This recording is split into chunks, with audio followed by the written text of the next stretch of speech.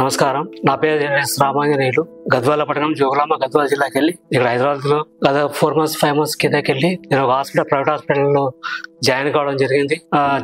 Chest లో pain మంట లాంటిది వచ్చినప్పుడు ఫస్ట్ ఆఫ్ ఆల్ అక్కడ నాకు అందుబాటులో ఉంది కాబట్టి నేను అక్కడికి వెళ్ళాను. 2-3 days అక్కడ ట్రీట్మెంట్ తీసుకోవాలి. నేను తీసుకున్న తర్వాత ఓ మాదిరి తక్కువైతే నాకు సరే అప్పటి నుంచి ఏదో మందులు వాడుతా ఉన్నా. మంచిగా నేను మందులు వాడుతా ఉన్నప్పుడు కూడా అది ఇంకా సరైన పరిష్కారం దొరకలేదు. అదే టైంలో నా లక్కీగా ఏమైందంటే వైద్య నారాయణ అనే పరిభాషలో నాకు హరీష్ బాదామి సార్ గారు దొరికారు. నాకు నా అదృష్టానికి ఆయన అదే టైంలో నేను పోయే టైంలో ఆ హాస్పిటల్ కనబడ్డాడు.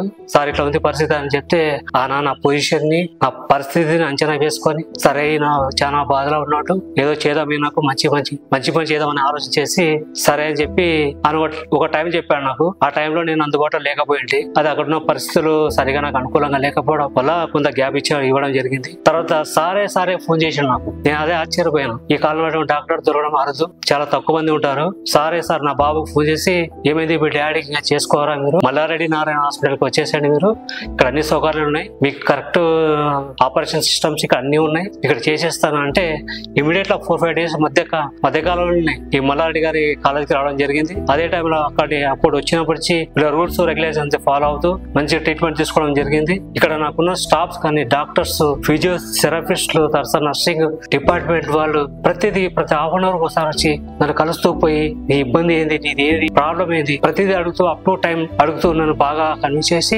దీని అంతటి కారణం మా మూల పురుషుడు హరీష్ బాదామి సార్ గారిని ఈ జీవితంలో రుణపడి ఉంటారు. ఎందుకంటే ఆయన పట్టుకోవడం వల్లనే సరికొత్త టెక్నాలజీతో ఆపరేషన్ చేసుకుని బయటపడ్డాను.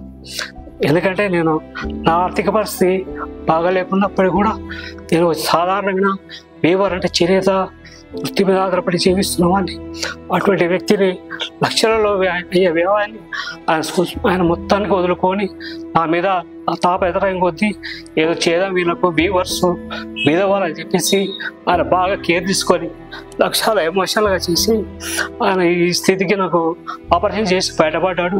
ఇదే విధంగా మల్లారెడ్డి కాలేజీ వాళ్ళకు తర్వాత మన సార్ హరీష్ గారికి నా ప్రత్యేక ధన్యవాదాలు తెలుపుకుంటూ నేను వాళ్ళ జీవితాంతం నేను ఉన్నన్ని రోజులు ఈ ఇద్దరి పేర్లు జీవితాంతం రుణపడి గుర్తుపెట్టుకుంటాను.